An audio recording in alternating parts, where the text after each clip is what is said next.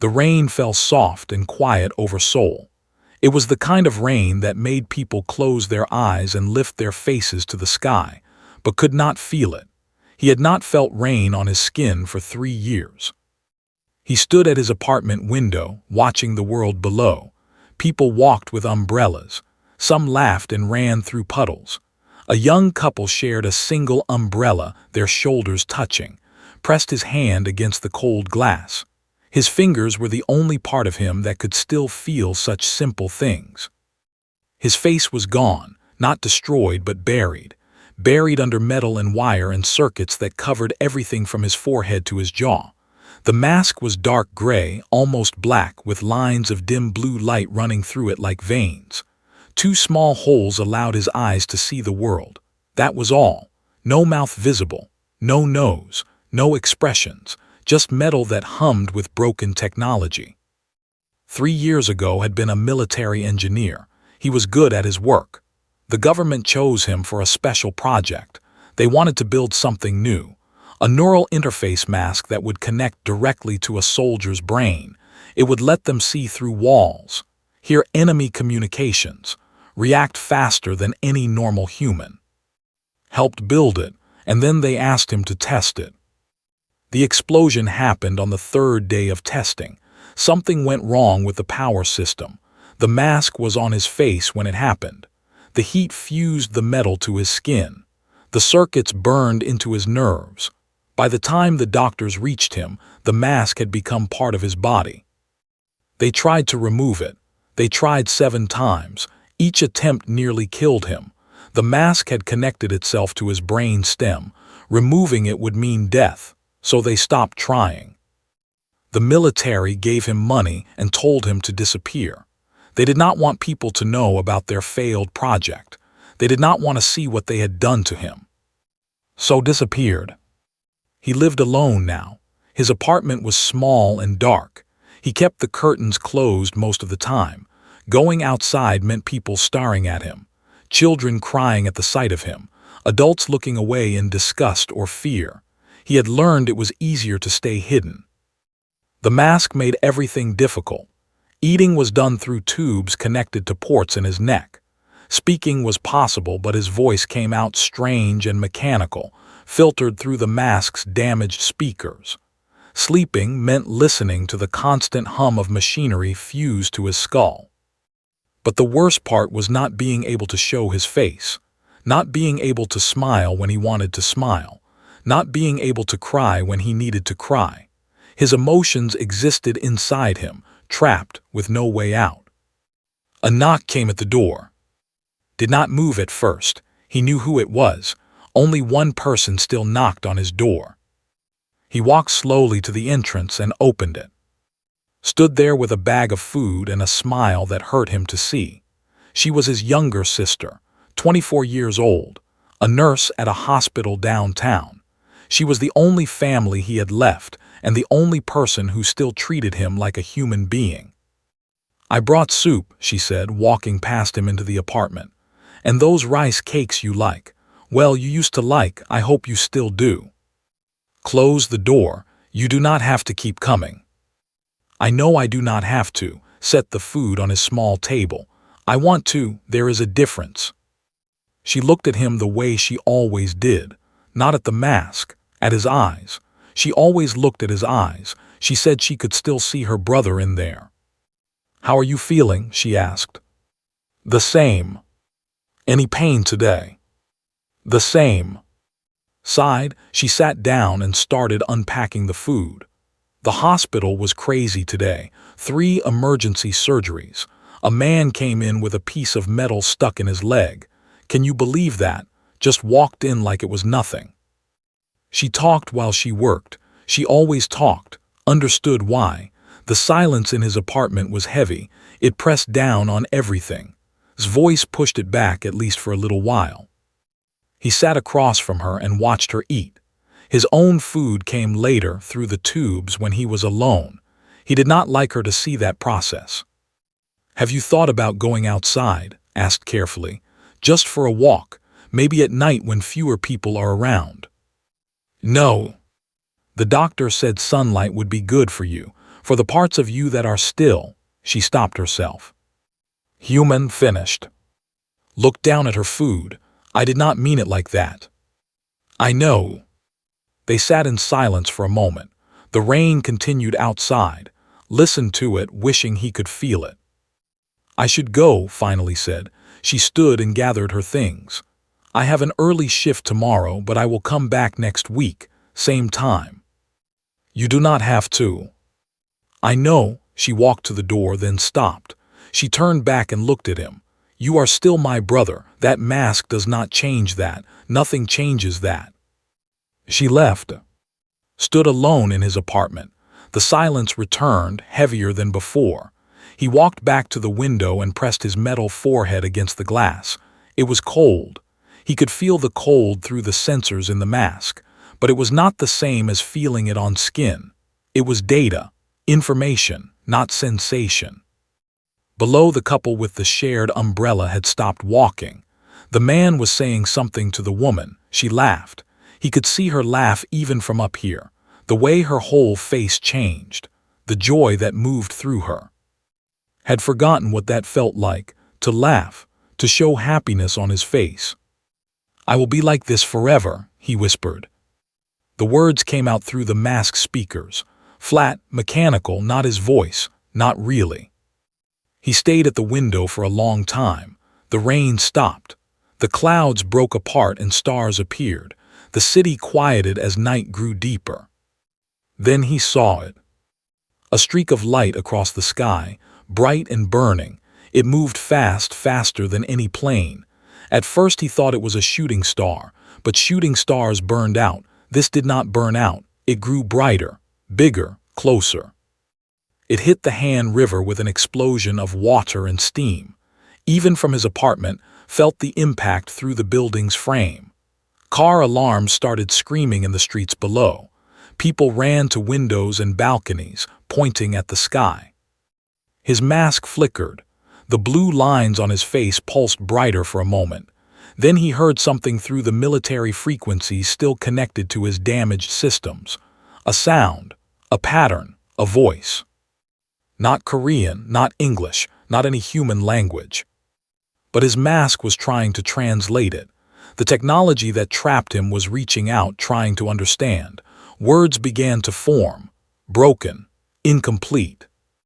Help, crashed, dying, please. Stood very still. He should ignore it. He should stay hidden. He should let others handle whatever had fallen from the sky. But the voice kept repeating, scared and alone and dying, and understood those feelings. He understood them very well. He grabbed his coat. He pulled the hood over his head to hide his face, and for the first time in months, opened his door and stepped out into the night. The streets were chaos. Police cars rushed toward the river with their lights flashing. Helicopters filled the sky, their searchlights cutting through the darkness. People stood on sidewalks, pointing and talking, their phones raised to record everything. Kept his head down and walked fast. His hood covered most of his mask, but anyone who looked too closely would see the glow of blue light beneath. He stayed in the shadows, moving through alleys and side streets he had memorized during his years of hiding.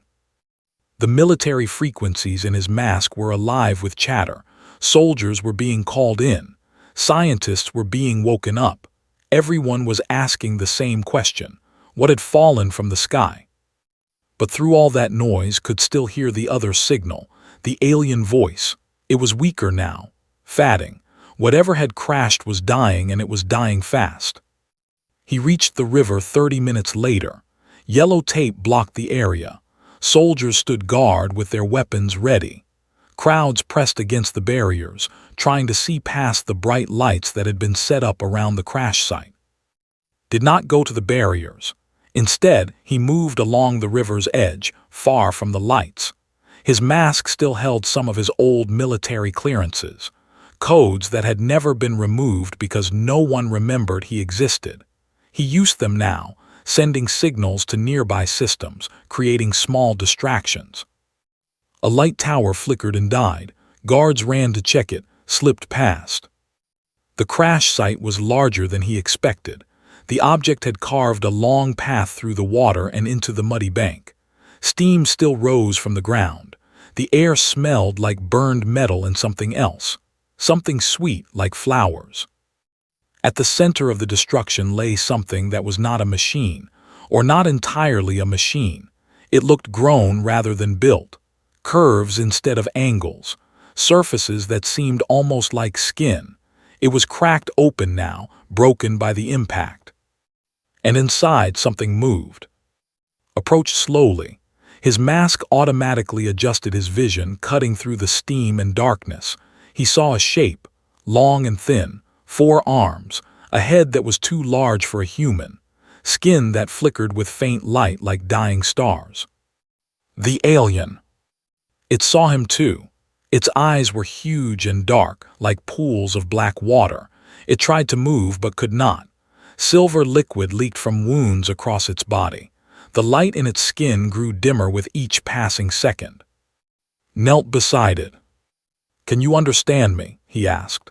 His voice came through the mask, strange and mechanical. The alien made sounds, patterns of noise and light that meant nothing to him, but his mask was working, translating, learning. Words began to form. "Help, please, not ready to die." "I am going to help you," said. He did not know why he said it. He did not know how he could help, but the words came out anyway. He looked at the alien's wounds. The silver blood was flowing fast, too fast. He pulled off his coat and pressed it against the largest wound. The alien made a sound that might have been pain or might have been thanks. "Why did you crash?" asked. More sounds, more light patterns. His mask translated slowly. "Ship damaged, my people, punishment." "Punishment? Your own people did this to you." The alien's eyes focused on him, on his mask. The metal fused to his face, the blue lights that pulsed like a heartbeat. "You trapped," the alien said. "Metal in flesh. I see, I understand." Felt something twist in his chest. Even an alien from another world could see what he was, a prisoner inside his own body. "Yes," he said quietly, "I am trapped." "I am also trapped," the alien said. "Trapped in exile. Crime was compassion." The words were clearer now. The mask was learning faster, leaned closer. "What do you mean? What was your crime?" The alien story came in pieces, broken sentences, fragments of a life far away. Its name was El. It came from a species called They were ancient, powerful. Their technology was so advanced that it seemed like magic to younger species. They had watched the universe for millions of years. They saw other species rise and fall. They saw them struggle and suffer and die. And they did nothing. They believed they were above other species, too advanced to interfere, too important to care. They watched plagues kill billions and did not help. They watched wars destroy worlds and did not stop them. Compassion was considered a weakness. Helping lesser species was considered a crime. But El was different. El had watched a plague spread across a small world. The species there was young. They had barely learned to build cities. They had no defense against the sickness that was killing them. And El had helped. She had used her healing abilities to save thousands, maybe millions. When the council learned what she had done, they were furious. They called her a criminal. They said she had contaminated a lesser species with kindness they did not deserve. Her punishment was exile. They damaged her ship. They sent her into the void of space with no way to call for help. They expected her to die alone in the darkness between stars. But she did not die. Not yet. Her ship drifted until it reached Earth. And now she was here, bleeding silver blood into foreign soil, being helped by another prisoner. "Your people," said slowly, "they punished you for being kind." "Kindness is weakness to them," El answered. "Compassion is disease. They fear it because they cannot understand it." Looked at the alien's fading light, at her wounds that would not stop bleeding. He thought about the life she had described, a species that had everything except the one thing that mattered. I am going to take you somewhere safe, he said. Can you move? I do not know. Shouts came from behind them. The soldiers had noticed the flickering light tower was not just a malfunction. Searchlights were sweeping closer. Did not have time to think. He lifted Elle in his arms. She was lighter than he expected. Her body was warm, almost hot, and the light in her skin pulsed weakly against his chest. He ran. His mask helped him see in the darkness. It mapped routes through the industrial area along the river. It warned him when guards were close. The military technology that had destroyed his life was now saving another. He carried Elle through alleys and under bridges. He moved through parts of the city that no one watched. His lungs burned. His muscles screamed. But he did not stop. An hour later, he reached his apartment building. The back entrance. The stairs that no one used. He climbed them slowly, Elle growing heavier with each step. Finally, they were inside. He laid her on his bed, the only bed he had. Her silver blood stained his sheets. Her breathing was shallow and strange. Why? Elle asked, her dark eyes looking at him with confusion. Why help me? You do not know me. I am not your species. Sat in the chair beside the bed. He was exhausted. His whole body ached. But he looked at this alien, this exile from a cold and heartless people, and he saw himself. Because I know what it feels like, he said. To be alone, to be punished for something that was not your fault, to have everyone give up on you. Elle was quiet for a long moment. You are strange, she finally said. Your species, humans, you are very strange. Almost laughed. It was the first time he had felt anything close to laughter in years. Yes, he agreed, we probably are. Outside, sirens wailed as the city searched for whatever had fallen from the sky. But inside the small apartment, a man trapped in metal and an alien exiled for kindness began to understand each other. It was the beginning of something neither of them expected. 3 weeks passed. Had never taken care of anyone before. He barely knew how to take care of himself. But he learned. He cleaned Elle's wounds with water and cloth. He covered the windows to keep the light dim because bright light hurt her eyes. He talked to her even when she was too weak to respond. His mask learned the language completely. The translation was perfect now. Every word Elle spoke he understood, and she understood him. During the first week, she mostly slept. Her skin still flickered with light, but it was weak and unsteady. The silver blood stopped flowing, but the wounds healed slowly, too slowly. Your body is trying to repair itself, observed one night, but it is not working properly. Elle lay on the bed, her 4 arms resting at her sides. I am disconnected, she explained. My people draw energy from a signal that reaches across space. It keeps us alive, keeps us strong. And they cut you off from it. Yes, when they exiled me, they blocked my connection. I am running on whatever energy I had stored. It is running out. Sat in his usual chair. He had barely left the apartment in 3 weeks. He had food delivered. He avoided calls. He told her he was fine, just busy, knowing she did not believe him. How long do you have? He asked. I do not know, weeks, maybe months, maybe less. The words hung in the air between them. Elle was dying, slowly but certainly dying, and there was nothing either of them could do about it. But even as her body weakened, her mind stayed sharp. She asked about Earth, about humans, about the metal on his face. He told her everything, the project, the explosion, the 7 failed surgeries, the day the military told him to disappear. Your own people did this to you, Elle said quietly, and then they abandoned you. They were afraid of what I represented, a failure they wanted to forget. My people would never do such a thing, Elle said. Then she paused.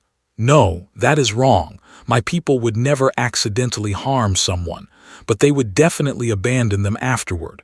We are alike in that way. She studied his mask with her large, dark eyes. The technology was biological, grown from living cells. It merged with the body perfectly because it was alive itself. Human technology was different. Metal and wire forced into flesh, crude but creative. "Your people," Elle said one evening, "you build things that hurt you. You know they might hurt you and you build them anyway. Why?" Thought about it. Because we want to be better, faster, stronger. We are willing to suffer if it means progress. My people are never willing to suffer. We only create things that are comfortable. That is why we stopped growing thousands of years ago. We have everything we need. We have no reason to reach further. "But you reached further," said. "You helped those people. You knew you would be punished, but you did it anyway." Elle's skin flickered brighter for just a moment. I could not watch them die. They were small and young and afraid. They did not understand what was killing them. I had the power to help. How could I not use it? The council did not agree. No, they said I had contaminated them, that my compassion would spread through their species like a virus, that they would grow to expect help from the universe instead of earning their survival. Leaned forward. "Do you regret it?" Elle turned her head to look at him. Her dark eyes reflected the dim light of his apartment. "I did. For a long time, drifting alone in space, I regretted it. I thought I had been foolish, that my kindness had destroyed me for nothing. And now I am here, in your home, being cared for by a human who has every reason to hate the universe but chooses to help a stranger instead." Her voice softened. "Now I think maybe compassion is not a virus. Maybe it is the cure." The next day, Elle asked to examine his mask more closely. Sat on the edge of the bed while her long fingers traced the metal on his face. She touched the seams where technology met skin. She felt the warmth of the circuits and the cold of the metal. "This is fused to your nervous system," she said. "To your brain, it has become part of you. The doctors said removing it would kill me." Human doctors with human technology. Elle was quiet for a moment. "Healing is different. We do not cut or remove. We convince the body to change, to release what does not belong." Felt his heart beat faster, a feeling he had not allowed himself in years. Hope. "You could remove it. I could separate your flesh from the metal, slowly, carefully. Your nerves would heal. Your skin would grow back. It would take time, but it is possible." "Then do it, please." But Elle's light dimmed. She pulled her hands away from his face. "I cannot." "Why not?" "The process requires energy, life force, the same energy I am running out of." She met his eyes. "If I heal you, I will die, not in weeks or months, immediately." The hope in his chest turned cold. "Then we find another way," he said. "We contact your people, we explain what happened. Maybe they will reconnect you." "They will not. My crime was compassion. Helping you would be the same crime again. They would rather I die than prove them wrong." "Then we find energy from somewhere else, another source, something on Earth." "There is nothing on Earth that can replicate the connection to my. I have already looked. Your planet is young and beautiful, but it cannot save me." Stood up, he walked to the window and stared out at the city. Thousands of lights, millions of people, and none of it mattered because he could not save one dying alien who had offered him freedom. "I will not let you die for me," he said quietly. "That is your choice, but it is also my choice to offer." He turned back to look at her. "Why? Why would you give your life for someone you just met, a human, a primitive species by your people's standards?" Elle smiled. It was strange on her alien face, but it was definitely a smile. "Because that is who I am. That is the crime I committed. That is why I was exiled. And meeting you has shown me that I was right." Her light flickered softly. "Your species suffers so much. You hurt yourselves with your own technology. Your own people abandon you. And yet you still help strangers. You still show kindness to the alien bleeding in your home. That is just basic decency." "No, that is extraordinary. My people have forgotten what that looks like. You have reminded me." The door to the apartment suddenly opened. stood in the doorway, her key still in her hand. She had used the spare key had given her years ago. Her eyes moved from her brother to the bed, to the alien lying there, to the four arms and the glowing skin and the huge dark eyes. She dropped her bag, her mouth opened, no sound came out. Said carefully, "I can explain." His sister stared at Elle stared back. And then slowly closed the door behind her. "You had better start explaining right now," she said, "and it had better be good." Looked at Elle looked at him. For the first time since the crash, felt something strange. Something that was not fear or pain or loneliness. He felt like maybe, just maybe, he was not alone anymore. Did not scream, she did not run. She sat in the chair that usually used and she listened to everything. The crash, the rescue, the alien exile punished for showing mercy, her brother caring for a dying creature from another world. When the story was finished, she was quiet for a long time. "You should have told me," she finally said. "I did not want to put you in danger. I am a nurse, I help people, that is what I do." She looked at Elle with professional eyes. "She is very sick, even I can see that. What does she need?" "Energy," Elle answered. Her voice was weaker than before. "A connection to without it I will continue to fade. And there is nothing on earth that can help. Nothing I have found." Stood up and walked to the bed. She examined Elle carefully, noting the wounds that had mostly healed and the light in her skin that continued to dim. "Then we keep you comfortable," said firmly. "We keep you alive as long as we can, and we figure something out." From that day, came to the apartment every night after work.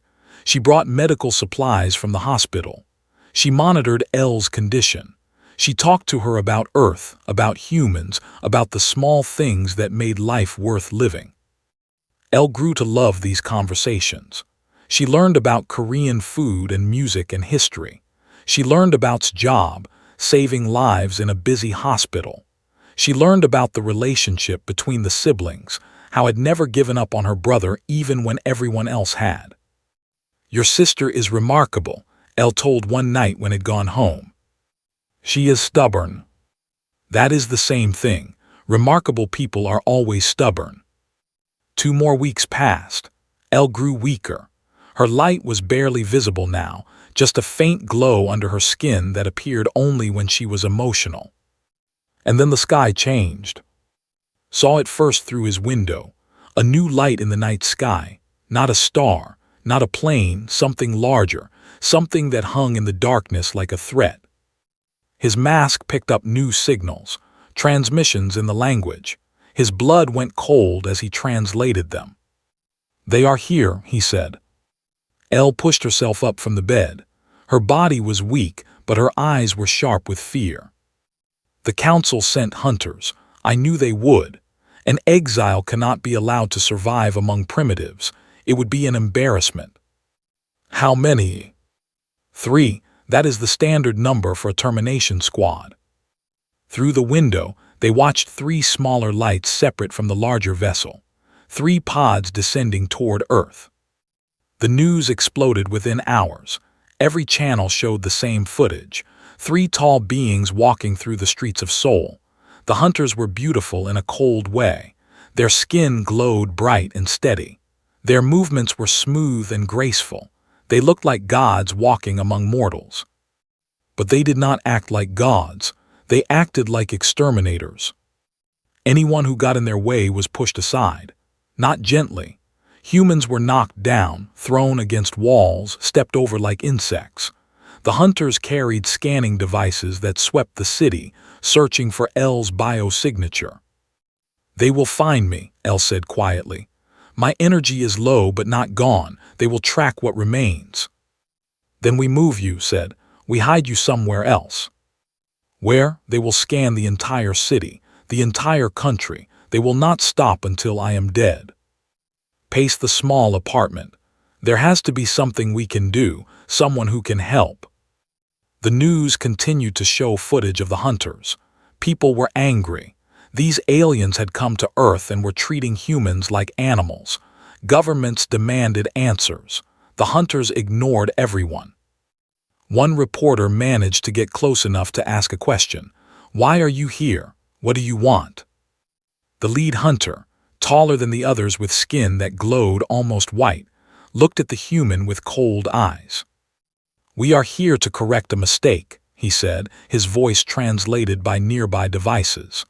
"One of our kind has contaminated your world with her presence. We will remove her. Then we will leave. Do not interfere. You are not capable of interfering." The dismissal was absolute. Humans were nothing to them, bugs to be ignored. But humans did not like being treated like bugs. Watched the footage and felt something building inside him. Anger, not just for himself, for Elle, for everyone being shoved aside by these cold, beautiful monsters. "They think we are nothing," he said. "To them, you are nothing," Elle replied sadly. "That is how they see all species who are not. They are wrong." He walked to his computer.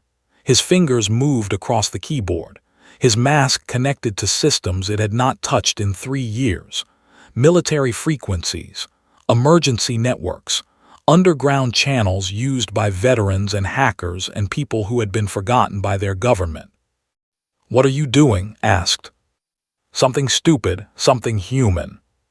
He began to broadcast. His voice went out through every channel his mask could reach.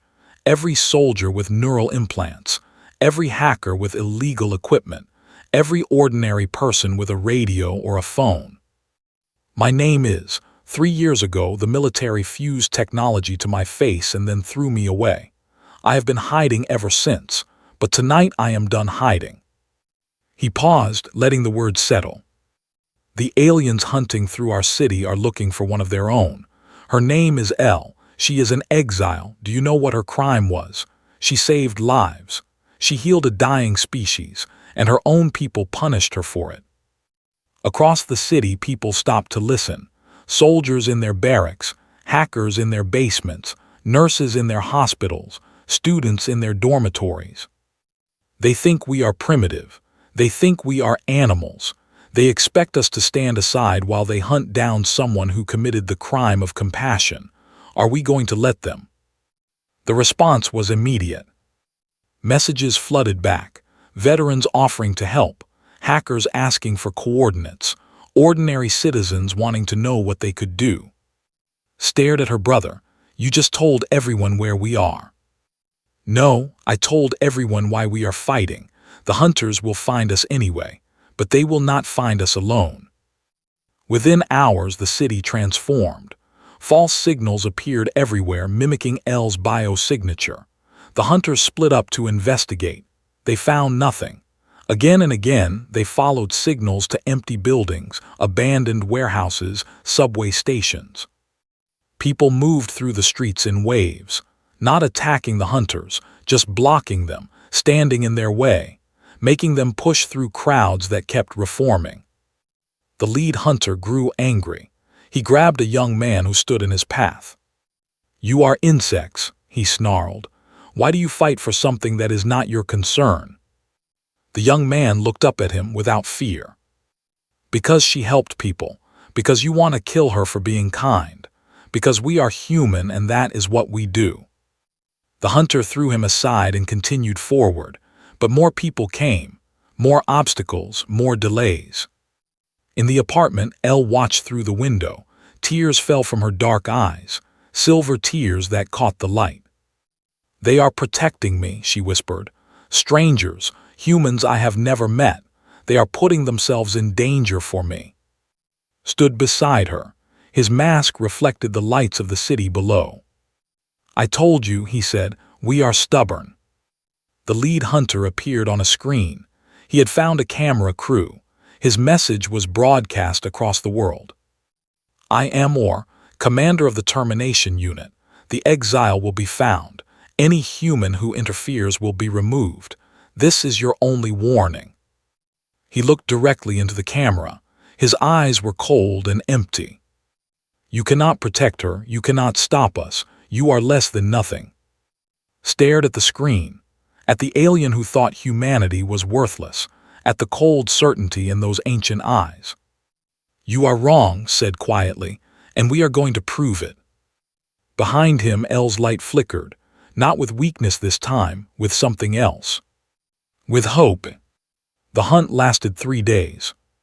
For 3 days, the hunters moved through Seoul like ghosts. They scanned every building. They tracked every signal. They pushed through crowds of humans who refused to step aside. And for 3 days, humanity fought back. Not with weapons. They knew weapons would not work against beings so advanced. Instead, they fought with chaos. False signals everywhere. Crowds that moved like water, always in the way. A city of millions working together to protect one dying alien. The hunters grew frustrated or destroyed property. He threw humans aside with increasing violence, but still they kept coming. Still they stood in his path. "Why do you fight?" he demanded of an old woman who blocked a doorway. "The exile means nothing to you." The old woman looked up at him with steady eyes. She showed mercy when she did not have to. That means everything. On the 3rd night, the hunters finally found the real signal. El was too weak to hide anymore. Her biosignature flickered like a dying flame, but it was enough. They came to his building. Was there, standing at the door. She would not move. "You are in our way," Or said. "Yes." "Move or be moved." "No." He raised his hand. Energy gathered around his fingers, ready to push her aside like all the others. But then the door behind her opened. Stepped out. His mask glowed bright blue in the darkness. Behind him, barely able to stand, was El. "You found us," said. "Congratulations." Or looked at the human with the metal face. His expression showed nothing but contempt. "You are the one who organized the resistance." The defective human with the primitive technology fused to his flesh. "I am, and yes, I am defective. My own people made me this way and then threw me away, just like your people threw El away. She is a criminal. She violated our most sacred laws. She saved lives. That is the violation." Took a step forward. His sister reached for him, but he gently moved her hand away. "I have been listening to your transmissions," he said. "My mask translates everything. I know what your people believe. I know what you think of us. You call us primitive. You call us animals. You say we are less than nothing. Because you are. Then why are we the ones fighting for compassion while you fight against it?" Or's calm cracked for just a moment. Anger flashed in his eyes. "You understand nothing. Compassion weakens species. It makes them dependent. It stops evolution. Our laws exist to protect the universe from that weakness." "Your laws exist to protect your pride," El said. Her voice was weak, but her words were sharp. "You are afraid. Afraid that if you show mercy, you will have to admit that you have been wrong for millions of years. Afraid that kindness is strength and cruelty is weakness." Silence. Exile. "No," El straightened as much as her failing body allowed. "I will not be silent. I have spent my final weeks with these humans, these primitives you despise. And do you know what I found? A man trapped in metal who still opened his door to a dying stranger. A woman who works every day to heal the sick and then comes home to care for an alien she never asked to meet. A city full of people who risk their safety for someone they have never seen." She looked at the hunters, at the cold beauty of their glowing skin, at the emptiness in their ancient eyes. "That is not weakness. That is the strength we have forgotten. That is what we lost when we decided we were too good to care." Or raised his hand again. "Enough. You die now. The human dies with you, and then we leave this primitive world to its meaningless existence." But he did not know about the mask. Throughout this entire conversation, damaged military technology had been doing what it did best, transmitting. Every word spoken had gone out through every frequency he could reach, every channel on Earth, every communication satellite in orbit. And beyond, other species existed in the galaxy, species that had dismissed as primitive, species they had watched suffer without offering help. Those species had technology too. They could receive signals. They could translate languages. The universe was watching. "Before you kill us," said calmly, "you should know something. This conversation has been broadcast to every receiver capable of picking it up. Earth, beyond Earth. Everyone heard what you said. Everyone saw what you believe." Or went still. "You wanted to quietly eliminate an exile and return home," continued. "Instead, you showed the galaxy exactly what they really are. A species so afraid of compassion that they hunt down and murder anyone who shows it." New signals began coming through. His mask could barely process them all. Messages from other worlds, other species, civilizations that had ignored for. They were angry. "The collective stands with the exile. The Federation demands the withdrawal. The Outer Rim Coalition condemns this action." More and more, species that had never spoken to each other were speaking now, united by the broadcast, united by what they had witnessed. Or looked at his fellow hunters. For the first time, there was uncertainty in his eyes. "This changes nothing," he said. We do not answer to lesser species." "Maybe not," said, "but now you answer to all of them together. How many lesser species does it take to become a threat?